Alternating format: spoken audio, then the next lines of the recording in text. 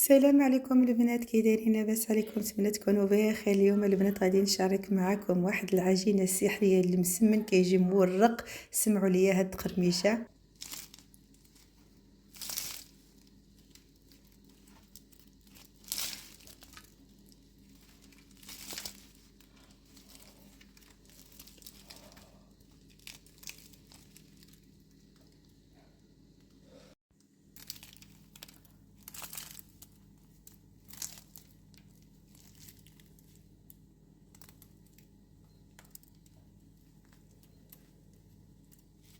المقادير: عندنا 5 ديال الكيسان ديال الدقيق، عندنا 3 معالق ديال الزيت، عندنا معلقه صغيره ديال الملحه، والملحه كتبقى على حسب ذوق كل واحد.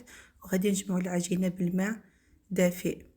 غير جمعوها البنات بلا ما نعجنوها، جمعوها غير خليوها ترتاح، كتولي عطيانه الضوء. دابا واخا كتلتصق شويه في اليدين، انا درتها بالعاني هكا شويه جاريه.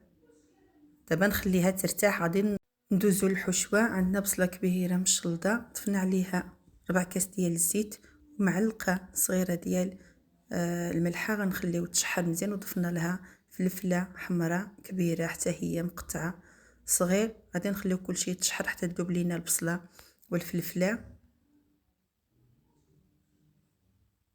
غادي نضيفوا لها صدر ديال الدجاج، انا طحنته كفته ديال الدجاج. تمحى لي الفيديو البنات. من بعد ضفت عليها الشعريه الصينيه اللي رقتها في الماء وقطعتها، وضفت ليها شويه ديال الحار والزيتون مقطع.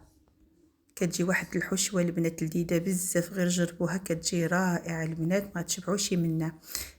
غادي نخليو الحشوه ديالنا تبرد وندوزو العجينه اللي خليناها تحت ساعه. شوفوا كيفاش كتجي، راه كتجي مخدومه مزيان، كتجي رائعه البنات، عطينا الطوع، تسهل علينا من كنبسطوا العجينه في الساعه كتسهل علينا. دابا غادي ندير كويرات متوسطه الحجم، انا درتهم شويه كبيبرين، نتوما ديروا عينكم ميزانكم. هاد العجينه خرجت لي 9 ديال المسيمنات. غادي نبقى هكا حتى نكمل الكميه ديالي كامله. من بعد غادي ندهنوها بالزيت ونخليوها ترتاح واحد 5 دقائق اخرى. خدينا 2 معالق ديال الزبده ذوبناها، ومعلقه ديال النشا، ونص معلقه ديال التحميره. غادي نبسطوا المسمن ديالنا، بقى نورقوا بهذاك الخليط اللي درنا ما بين الزيت والزبده والنشا. الفران راه سخنته على اعلى درجه. من بعد ما يتشمعوا شويه تنقصوا عليهم النار باش يتورقوا لينا مزيان.